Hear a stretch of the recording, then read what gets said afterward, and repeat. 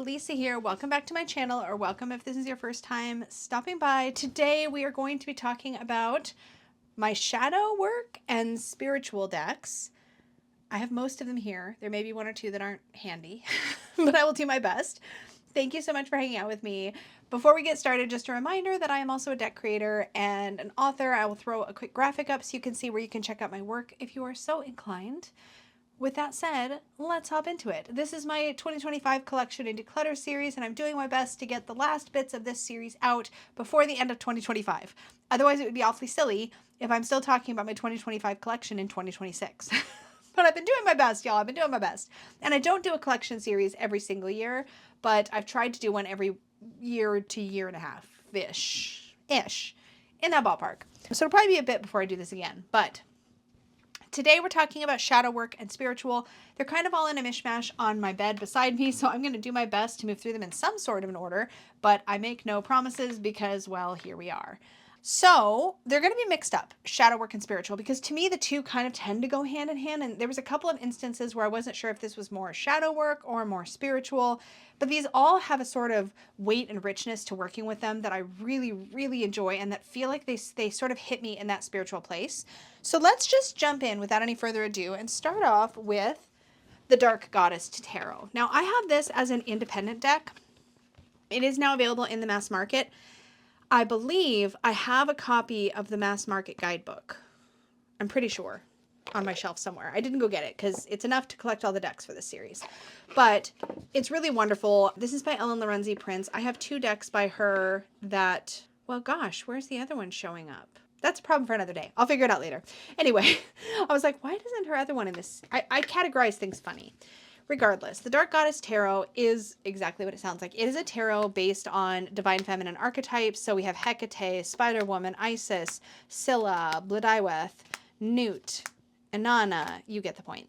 But what's incredible about this is that it is goddesses associated with different tarot archetypes, and yet it feels more like a dark goddess oracle in a way. I feel like it's difficult for me to read with this deck as, I don't know that I've ever really given it a fair shake, if I'm being honest, as a tarot. It feels very overwhelming because it feels kind of intense. Maybe that's why.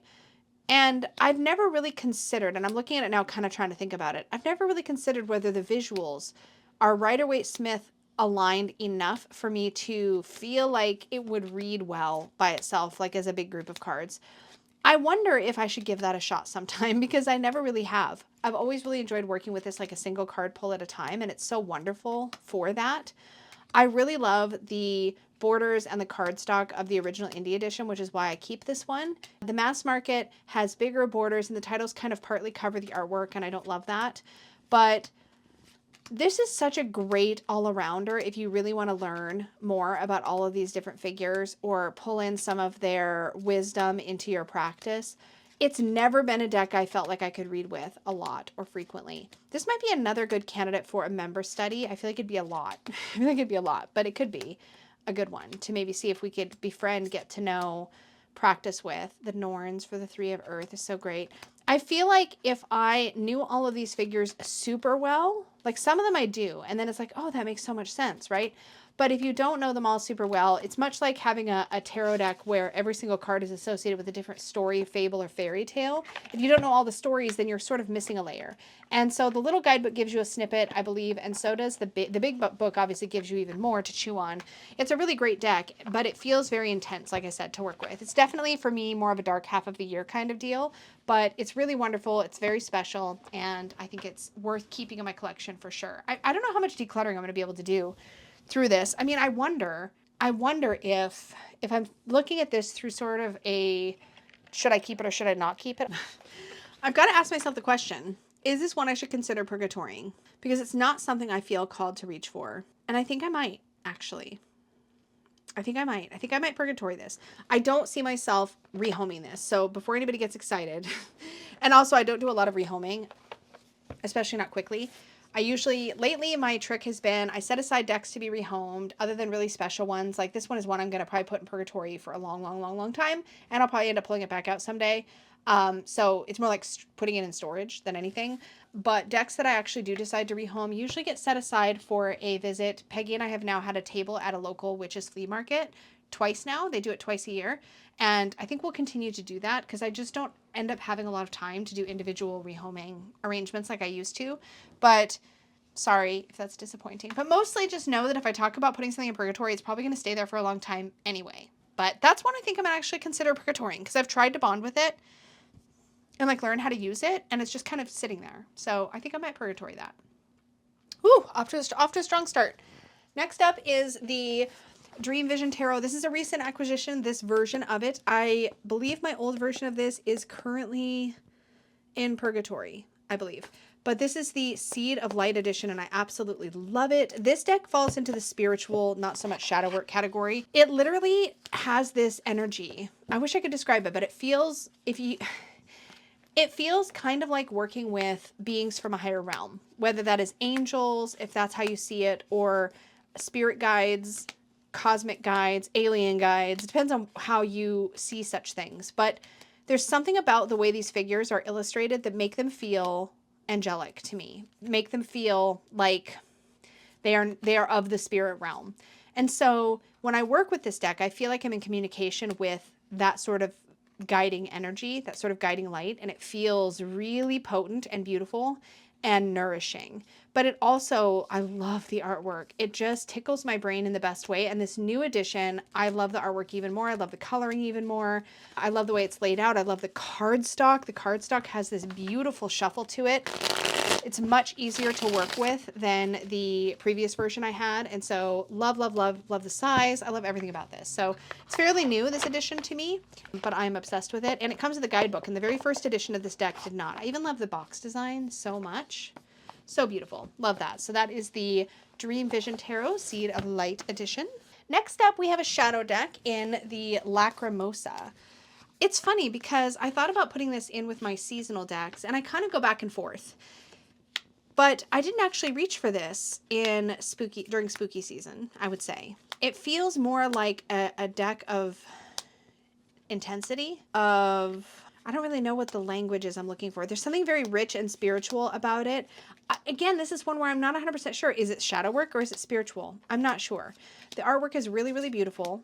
There's a lot, as you can see, of darkness, but there's also a lot of like zooming into specific things and focusing on them that makes it a really interesting deck to read with in practice. And I love that about it. So that is the Lacrimosa Tarot. This is available on Make Playing Cards. And I got the version with the red gilding. This is a black core cardstock deck. I just think it's really lovely. So I can't decide where it fits in my practice entirely yet, except for I know that it is quite intense and rich. So love that about it. It is safe for now. All right, next up is the Lantern Oracle. I would go out on a limb and say this. If you want a shadow work deck and you want it in the mass market, this is hands down, no competition anywhere close, favorite recommendation. The Lantern Oracle, not only is it beautifully illustrated, this is a Blue Angel deck. It's on beautiful cardstock. This is gorgeous illustrations, number one. But the themes covered in this deck and the way that they're covered in the guidebook, I don't often keep the guidebook with the cards in a bag like this because it curls. But this is a deck worth working with the guidebook with for sure. Even though on the actual card, you don't need to because you have this beautiful artwork. You have a gorgeous title that's very potent, like Radical Curiosity. And then you have a subtext line. Here it says, seeing as if for the first time, every time. Or key to intimacy. Intimate love is a core need to be met in relation to ourselves and those closest to us. The journey to intimacy often includes learning what love is not, and so forth and so on. Creative power, we have spirit self, misalignment, enough, lantern, consciousness is light, broken dreams, radical honesty, women supporting women, emotional energy, radical self-acceptance, intention. When I tell you, The themes covered in this, I don't know what it is about the box design or the book art that makes it seem like it's something that it isn't, but here's what it says. Illuminates the 4 directions of eternal feminine wisdom from her 4 phases of consciousness: maiden, mother, guardian, and crone. So maiden is water, mother is earth, guardian is air, and crone is fire. Each sphere of feminine energy speaks to a stage in our human development and spiritual evolution. The Lantern Oracle invites you to call upon her throughout your journey and shadow work for loving light where clarity, growth, assistance, and healing is needed. May it bring you much insight, warmth, and blessings. It's really well done, and I never regret pulling it out to work with it for shadow work. It just does such a beautiful job. So Lantern Oracle, big recommend for mass market shadow work for sure. Next up, the Marielle Tarot. This is definitely a spiritual deck. Oh my goodness. I repurchased this actually for, I can't remember, maybe because I was just worried it was going to go out of print and I was going to regret it. I had a first edition of this deck. This is the second edition, as you can see there, which is silver edged and borderless. This is one of those, am I upside down? Yes, I am. This is one of those decks where it has so much going on. It's kind of a mishmash. It's got a bit of Marseille, a bit of RWS, a bit of Thoth, I think, kind of all baked in together. Every card write-up in the book is intensely spiritual, I would say. And one of the things that sort of made this a deck that I feel like is just designed to be with me in my collection was a tarot deep dive, or excuse me, a tarot test drive that I did with my badass unicorns.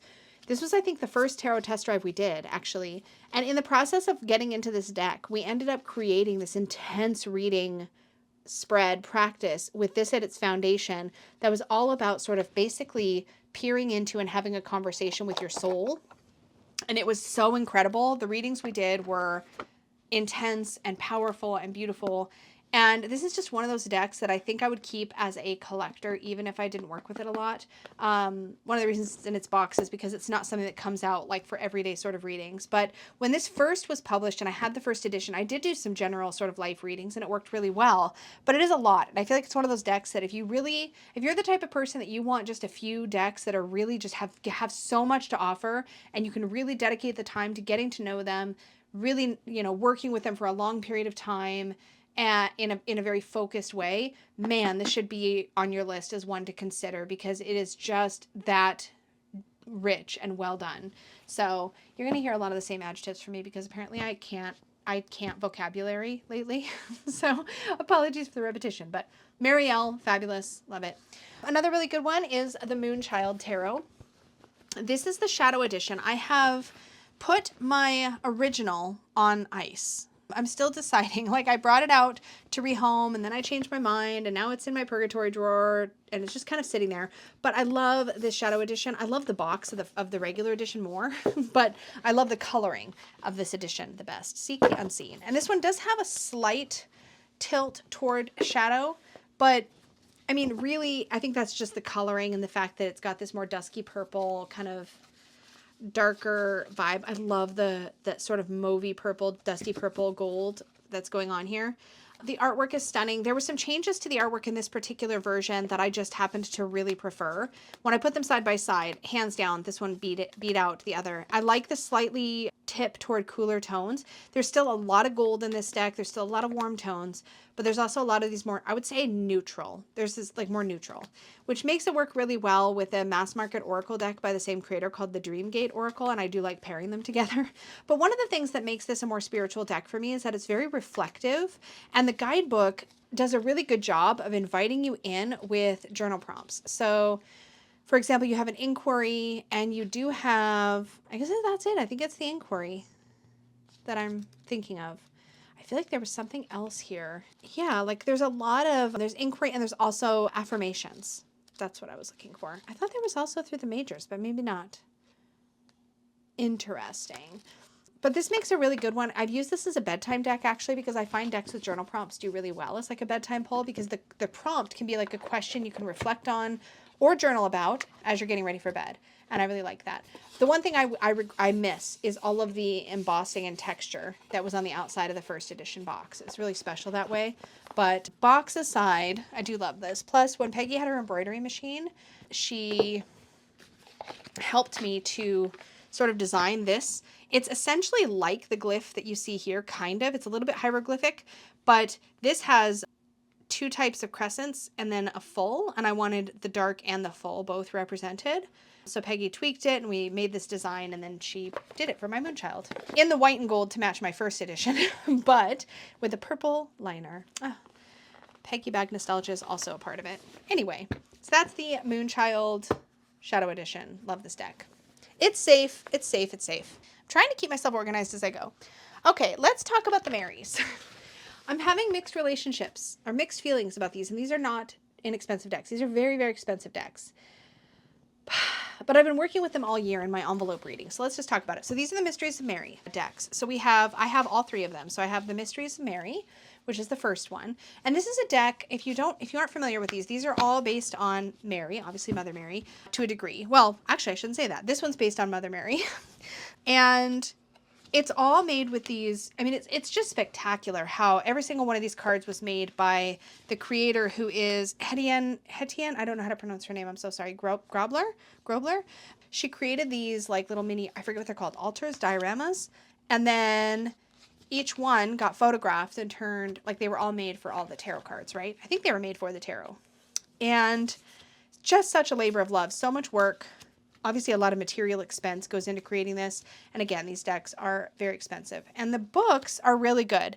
I struggle with the books because they give you a lot of like spiritual depth, but it's not as clear always what the meaning of the card is for you when you pull it, if that makes any sense. I'll show you some examples because I've got the books here.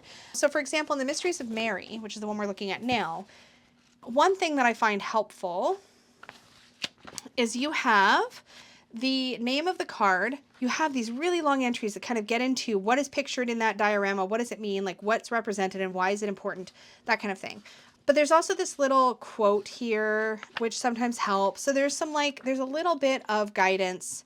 And I feel like for example, here we have the Virgin and the Stag for this traditionally strength card. And then it says they represent spiritual beauty and strength. When you're trying to achieve something, it's important to know when to push and when to fall back. So you get this kind of like divinatory meaning, which is great. But what I found is, in working with these, is that after the Mysteries of Mary, the tone shifts. So let me show you what I mean. So this is the Mysteries of Mary, other than the cards that are in my envelopes for 2025. This is the Mysteries of the Black Madonna. And this one is obviously, I need to pull the sticker out. This one, obviously based on the Black Madonna. Same kind of idea. Same dioramas, but based on the Black Madonna, which is wonderful. This one has that sort of like Dark Mother kind of crone vibe to it, which is wonderful. And I think the triad of these, the Mysteries of Mary, the Mysteries of the Black Madonna, and the Mysteries of Magdalene, Mysteries of the Red Madonna, Mary Magdalene Tarot, all of these have their own vibe, right? Like we've got kind of Maiden Mother Crone, and there's this sort of triad energy, which is why I was working with them all year for my full moon readings. In the Mysteries of the Black Madonna, yes. Okay, so for example, here's the Three of Holy Trees, and you do get information about Notre Dame Dane, who is pictured on the card and what she's all about. But then if you go to the end of the entry, the Black Madonna of Ain brings a new vision to your world. She is staring straight into your eyes as she occupies her throne on earth, surrounded by the bountiful nature. She is initiating you into the archetype of the visionary. Will you answer her call? So there's a little bit of a call. Same thing here. We can practice our spirituality through the same religious exercises of prayer, but we can include the more inclusive feminine practices. Focal point is there's a little bit of a wrap up that helps you tie the card into yourself. And with the Mysteries of the Red Madonna, which visually is the one that I enjoy the most, I'll show you. So that was the Black Madonna. And the Mysteries of the Red Madonna, which is Mary Magdalene. Oh, this one's quite snug in its bag, I forgot. It's very picky, and I don't always remember how to open it properly. There we go. Okay, sorry. We're a little snug. Oh my goodness, there we go. I shouldn't even keep it in the bag, to be honest, but here we are. This one, I should probably just put the box somewhere else. Anyway, I love the visuals on this one. I love the imagery. I think it really pops. It feels really vibrant and bold, crisp. There's something about it I really love. I really prefer this one. visually to look at. But let's look at one together. So here let's pull one that's a minor arcana. Oh my goodness. Hello? Okay, here's the Eight of Doves. Here's the Eight of Doves. So in this one, I mean, and you can see the books get thicker every time. Like this is the Mary, this is Black Madonna, and then this is Mysteries of the Red Madonna. Let's go to the Eight of Doves. So there's some keywords, but that's the Seven of Doves. Here's the Eight of Doves. Okay, so this is called the Way, the V Way. The feminine heart and womb of rebirth, Mary Magdalene, Black Madonna, and the lineage of the divine feminine and the sacred red triangle. So that tells you like what you're looking at, like what's the visual, what is being represented on the card. And then it talks about the altar and who it represents, what it represents. It keeps going and going and going. Talks about, there's some information here about Kundalini energy. There's some information about Kali. It's quite in depth. And then when you go all the way to the end, I think I just haven't been really noticing, because what I've been trying to articulate is that I feel like I struggle sometimes to find like the essence of the message. And here with the Eight of Doves, here I think it is. It just comes back to the last paragraph. The doorway of the red V connects us to the self in the physical body. When we reconnect to the sacred nature of matter, we will access the innate wisdom of the body. We will come to know the compassion for the self and others that goes beyond the mind and which the mind can never plumb. Accepting, loving, and having mercy for the self is integral to the path of love. And then we have some keywords: self-victimization, trapped, stuck, fearful, self-doubt, negative inner talk. So this is going to be like our Eight of Swords, right? So now that I'm starting to recognize, I feel like I've been working with it all year and I just was not, I would get into these and I feel like I had to read through a lot to kind of get to the punchline, I guess you could say. But the punchline is just at the end. So I think some of this is learning how to navigate the books and figuring out how to get the message that is meant for me in the moment. And sometimes I get a little in the weeds with all of the background information of these decks, but they are quite rich. I do really enjoy them. I do think I need to take the box and put it elsewhere though, because in fact, what I might do is take the black Madonna one and the Mysteries of Mary and just take their little intro cards out. And I think I'm going to store all of that. Okay, I got in the weeds with those. Punchline is they're all really beautiful. They're definitely not the kind of decks you can hurry through, but they have so much information, so much spiritual wisdom packed into them that I sometimes get a little overwhelmed by them. All right, so next I have the Tarot of the Old Ways. The Old Ways Tarot. I forget what this is. No, the Old Style Tarot. I think it's called the Old Style Tarot. This one is also in my full moon envelopes for the year, which if you don't know what I'm talking about, I'll try to remember to link my envelope readings down below since I'm talking about it now. This has such a, well, exactly as you imagine, an old style to it. But the reason I have this in spiritual is because there's a lot of like angels and there's a lot of like what I would call sort of almost biblical looking figures in this deck. And what I use this for is I pair this deck with this book. Where is it? Here it is. Contemplative Tarot by Brittany Muller. This is a Christian guide to the cards, and it's a really, really beautiful meeting of the spiritual paths between, I feel like, tarot and the archetypes that tarot has to offer, and a more Christian approach to the tarot. And I really like working with these together. So I have a card from this deck in my full moon envelope. And whatever card I pull, I read the entry in this book, and I really have found this so wonderful and nourishing and really beautiful. The messages in here are really, really great. There's questions in the back, like reflections that you could use as sort of journal prompts. But it is, obviously, this is only for those of you who are interested in this line of thinking. But it is a really beautifully done book. I think it's very respectful all the way around. And there's not a lot of resources like this, and this one is very, very well done. This one's published by St. Martin's Essentials, but these two kind of work together. I will say, other than the fact that I wanted something that felt a little bit like it had some of that biblical kind of looking imagery in it, this has worked very, very well for that. We'll see if this remains something that I continue to work with. It can feel to me a little bit, what's the word I'm looking for? I'm not sure what the word I'm looking for is. It fits perfectly with this particular practice, I find. I don't know why I kept the blank card in there, but I did. But yeah, I just pull one card a month, and there is now an old style oracle coming out that's by this same creator, I believe. So that could be interesting. But that one, it's fulfilling a very specific need for me right now, so it's working really well and is therefore safe. But if I was judging it on its own merits, I'm not sure if it's one that would have stayed in my collection. Simply because I'm not sure it's my art style, like it's my favorite art style. But it's been working so well for this that, I don't know. Here we are. It stays for now. I'm kind of putting it away while I chat. Hopefully that's not too annoying.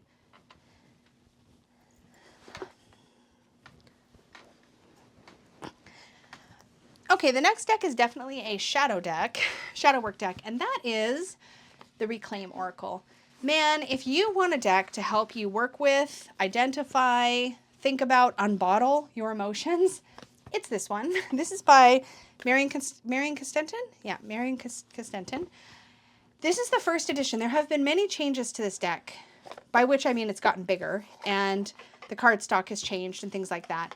This first edition has a handwritten guidebook, which I absolutely adore, even when I sometimes struggle to read some of the words. I don't care. I love it so much. And the cardstock has a bit of a rose petal finish, and the newer versions are on a different cardstock. I've never changed out from this first edition, but man, every single card names and perfectly visually depicts the feeling of an emotion. And it is positive emotion. It is challenging emotions. It is incredibly well done and very, very powerful to work with. And I cannot recommend it highly enough. If you are looking for something to specifically work with your emotional body, with healing work, especially if you have a hard time naming your own emotions, this is a really, really good one for journal work, for shadow work, for inner child work. It's quite intense, but it is really, really, really cool and does an excellent job at what it's meant to do. So grateful to have this in my collection. There's nothing else that's ever felt like this. It's wholly unique. And the creator sent me this cute little patch, which I asked Peggy to sew onto my bag, and it is perfect. Emotional baggage. Yes, that is what this is. These next two decks, actually I might as well show these in a group. I'm going to show the 4. I've shown them before, that are a part of my Sunday spiritual practice, and kind of talk through sort of what I do with each one. So first off, on Sunday mornings, I always anchor my card practice with a card pull from the Tarot of Her. I love this deck so much. It is a little awkward to shuffle, I'm not going to lie, because she's round. And the cardstock, it's a little stiff. But listen, we work it out.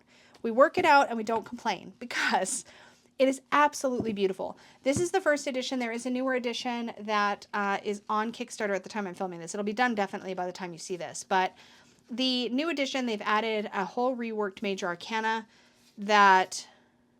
I thought I just saw coffee on this, but maybe not. I wouldn't be surprised because I often pull these cards with my coffee on Sunday mornings. But I'll pull a card and I really sit with it. That becomes sort of my focal point of that Sunday.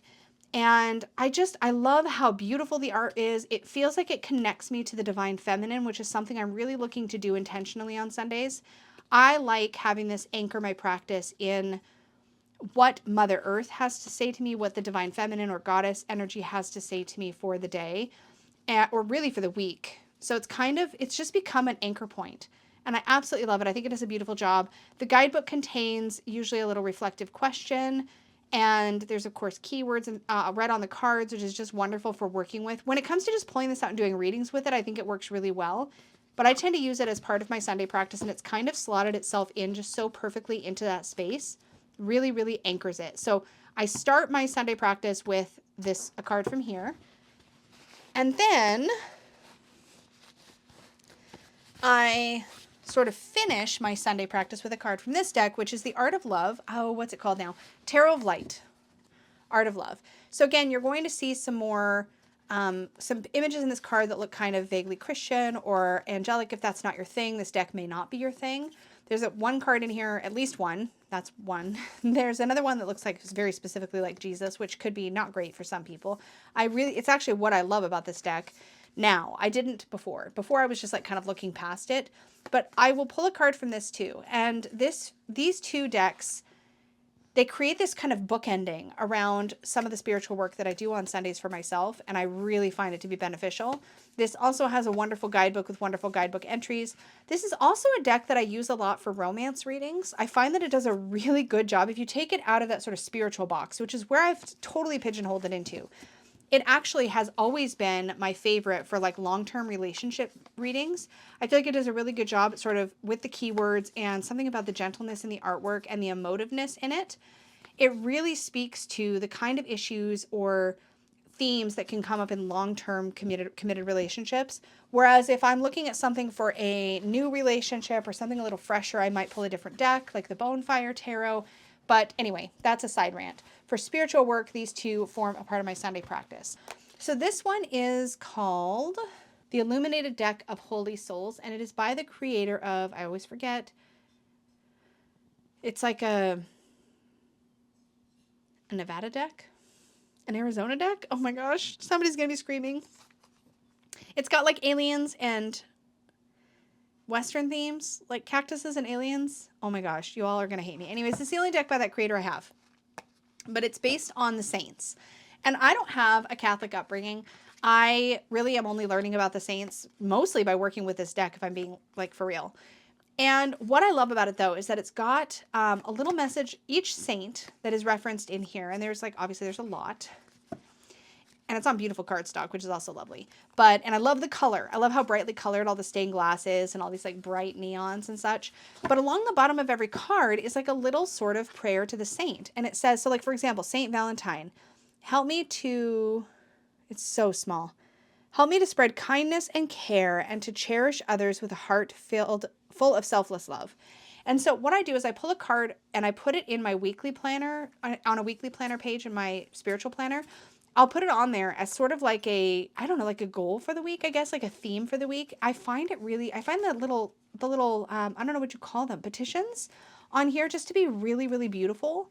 And they're worth reflecting on. I've just found it really nourishing to consider. So this is really great for my card, I guess you could say, of the week. And so that's been anchoring my practice as well. So these three decks kind of are just really great go-tos that I work with every single week as part of my own sort of personalized spiritual practice, and I love that about these. Okay, these next couple are for very specific spiritual purposes. We have the Book of the Dead Oracle and the Grief Journey Oracle. These are hyper-specific decks for spiritual connection and spiritual support if and when I need it. I guess is the best way to put it. These are not decks I would use lightly, but they are decks that I feel like are so potent and powerful. Both of these decks, the Book of the Dead Oracle by Stella Conway and the Grief Journey Oracle by Marian Kirk, both of these decks are really dealing with the concept of death and loss. But they deal with them in wildly different ways. So here's what I'll say about this, because I think they're both really, really special and deserve space on your shelf if this is an area of potential interest or need for you. And here's what I'll say. I feel like the Grief Journey Oracle is the, how do I word this? The safest, most supportive tool if you are dealing with loss and grief. The Book of the Dead Oracle opens up, I think, an opportunity to consider afterlife, what that looks like, where someone is in afterlife. It's a very, very different vibe. So let me show you this one first, actually. So this is, as I understand it, I believe, is it based on the Egyptian Book of the Dead, or am I just making that up? Excuse me. It talks about near-death experiences. Before you begin, yeah. If you are suffering from acute grief soon after a bereavement, I'd advise you to get some counseling. Don't use the cards while you're in the first few weeks of grief. It is also a bad idea to try to use the deck like a Ouija board, or any spirits you connect with may not be benevolent. I mean, agree. Whatever happens when we die, the afterlife may well be for every being in every universe, which probably includes creatures whose reality we cannot even imagine. Who knows what we'll experience when we eventually move over. So this is really about considering the role of the afterlife. And actually, now that I'm like thinking about this in this context, and especially now that I have the Grief Journey Oracle, this one may not stay with me, but it is really, but then again, it might, because it's really, really unique. So it shows a peek into things like reincarnation, different levels of potential afterlife realms and what those might be like. Some of those are difficult areas. Some of them are really, really healing and beautiful. choices, the shining sea, ghosts of the past, Elysian light, the higher realms, the passage. Actually, the more that I'm looking, I don't know. Innocence regained, valley of the shadow, life review, the greeting, farewell, gratitude. I don't know. This doesn't necessarily feel like I would want to go here when I'm in grief, because I might not. I don't know. I don't know. I'm on the fence about it. Now that I have the Grief Journey Oracle, I will admit, I'm kind of on the fence about it, because when I was first exploring this, it really blew me away with just how powerful it is. It definitely aligns with a lot of the things that I feel and think about the afterlife and what that might be like. There's a Psychopomp card, the Shining Tutors, recovery, fourth path. I mean, there's just some really, really interesting concepts. I love that there's a Rainbow Bridge. There's also a Rainbow Bridge card in the Grief Journey Oracle. Limbo. But this is the thing. Some of these cards, like Limbo, I would worry if I was dealing with actual loss and I pulled a card that was a little bit darker, and there are a couple of darker ones in here. I love that Reunions card so much. I would be potentially I would really struggle with that. Whereas I feel like Grief Journey Oracle, I could actually carry with me into actual grieving, if that makes sense. This doesn't feel like it would meet me in that space. And I don't think that's what Scylla intended for this deck, was for it to meet us in that space. I think that's clear in the intro to the deck. But there's something really unique about this. I have a full video on this. I will try to remember to link it down below if you're curious. I think for me, I'm going to consider purgatorying this just because I'm not entirely sure in what context I would actually go to this deck. I haven't felt like it's a good all-rounder for me to use. I think it's so powerful and special, but it doesn't feel like it's quite the gentle, supportive hand that I feel like I would need for something like this. And I want to have a deck like that. And the deck I think I would reach for in that context would be this one, every day, all day. The Grief Journey Oracle was written from somebody who really brought a lot of her personal experience with grief into the story. The themes in here are so incredibly powerful. They acknowledge the difficult and the beautiful, the painful and the healing. And it's so profoundly well done. The fact that it features animals, there's no people, it gives you, it doesn't lean in any particular spiritual direction. So there's an opportunity for you to, I want to say, kind of mold this around your own set of beliefs and what those look like. But mostly it focuses on the experience of loss and going through that process. I think it's really, really powerful. Neither of these decks were created by people with, as far as I understand or know, with like a mental health, like background, like credential. This is more about personal experience of grief and what that looks and feels like. And I think this one does it so, so well. And I don't think this is an area where I need a whole bunch of different tools. I think this is the only one I need. I think this is the one that I'm going to keep and go back to. But man, Book of the Dead is so beautiful. And I will, like I said, I was just wowed by it when I first got it. And I think it's so special. But I just don't see myself using it at the time when I would most need something like this, if that makes sense. I would use this though, without any worry. So I think I'm going to consider purgatorying. I definitely am not looking to rehome this. This is one that's going to just have to sit for a long, long time. Other spiritual decks. There's a few more to go. We have this one. This is probably my go-to and the one that I use the most in my own spiritual practice. This is the cheesy 90s Unicorn Tarot. And even though I have so many gripes about the way the unicorns are depicted in this deck, about just how silly and cheesy it all is, and it's so 90s. Like when you look at it, like it is so 90s. There's no guidebook in here because I don't use it with a guidebook.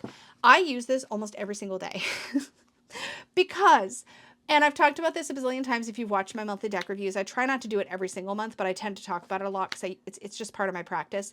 The reason I found myself using this deck as much as I do is because the way the unicorns are in this deck, the unicorns are not the main characters.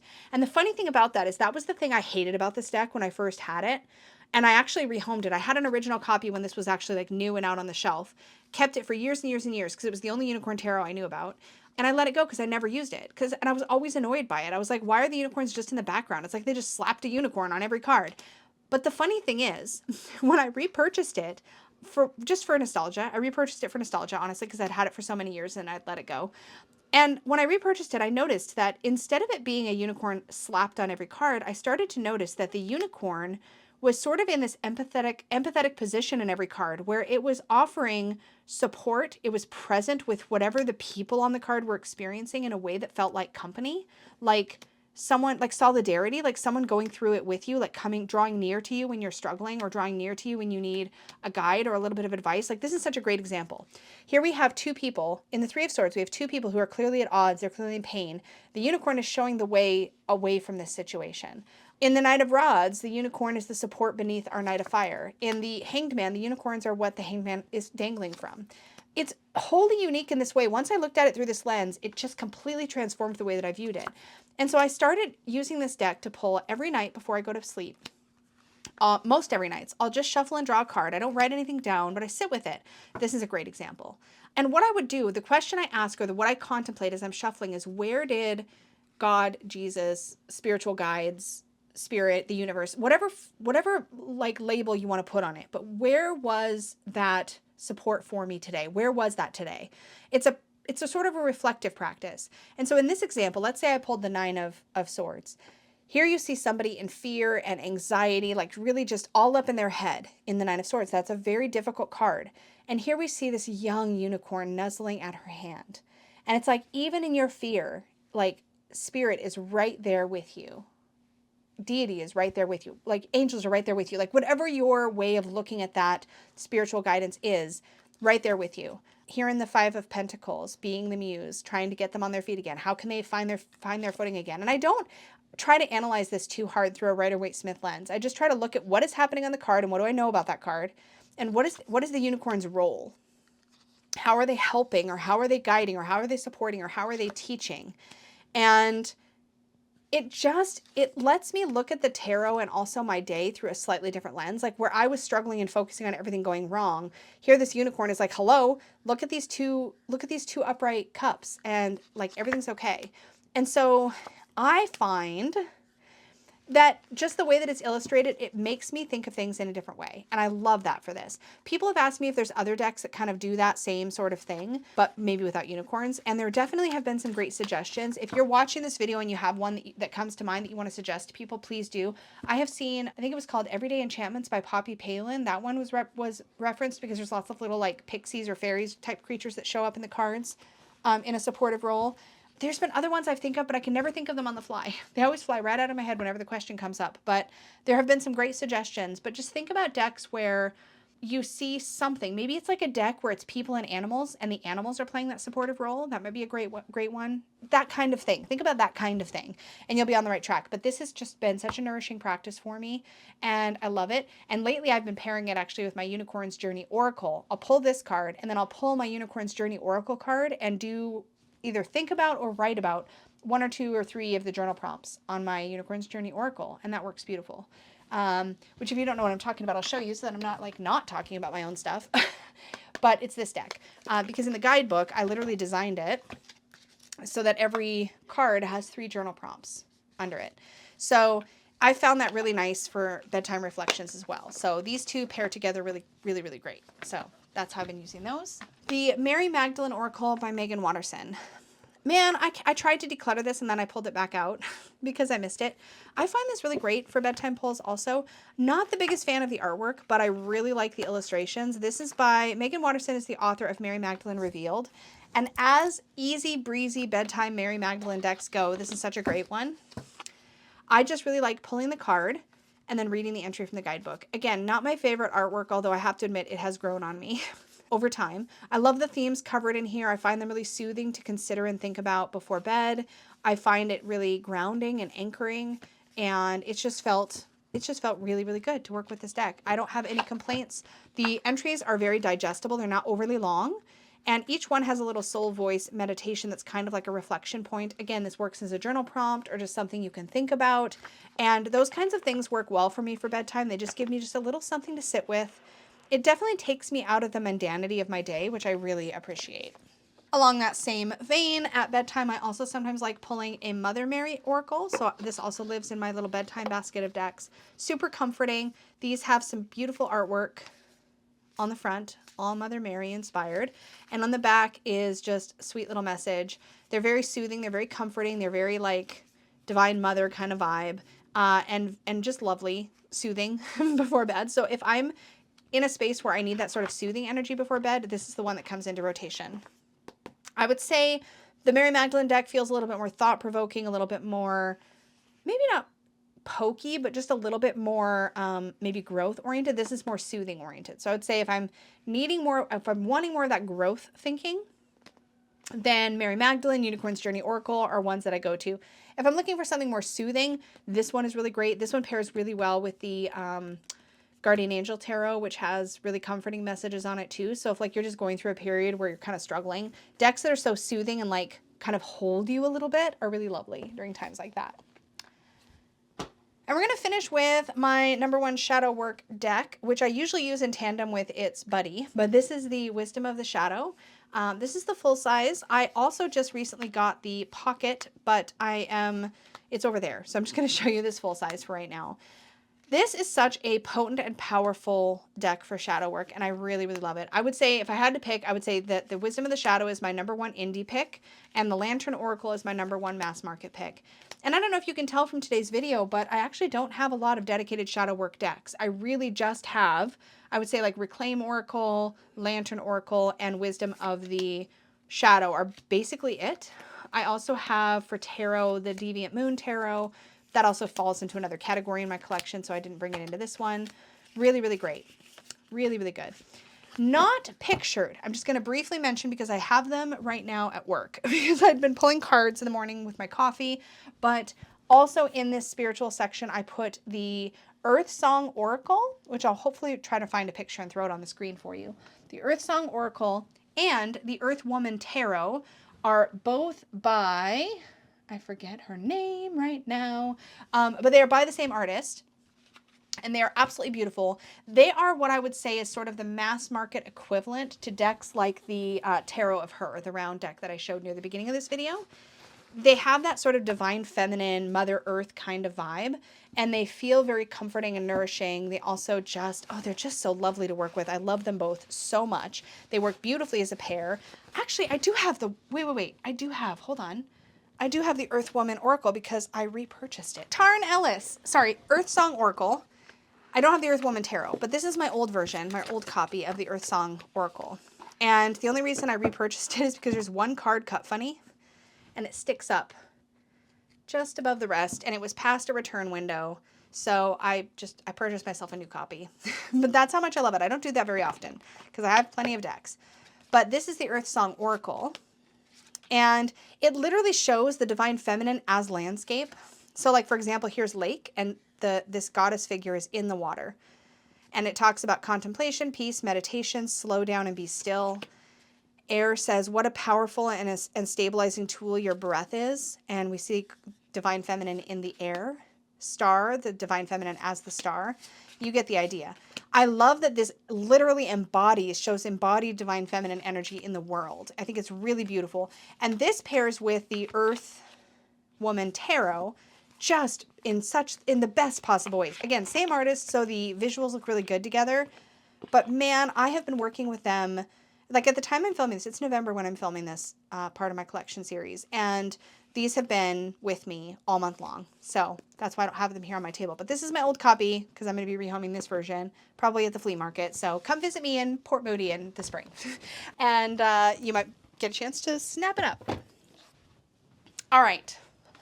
That's it for my spiritual and shadow work decks. Most of these are safe, as you could see. There wasn't a lot of decluttering to be done here, but I am going to Purgatory, Book of the Dead, and the Dark Goddess Tarot. I think these are worth a lot to me, but I'm not reaching for either. And I think these would be better served putting in storage for a little bit and seeing if anything changes about how I feel about them in the future. Okay, you guys, that was it for my shadow work and spiritual decks. Thank you so much for hanging out with me. As always, an extra big thank you goes out to the Unicorn fam channel members. Thank you so much. Whether you are a supportive unicorn, magical, or badass, I appreciate you so much. And to everybody watching, do all the YouTubey things. It helps so much. I appreciate your being here and watching and making all of this so much fun for me. So thank you for being here. And until next time, may your magic always shine from the inside out. Bye.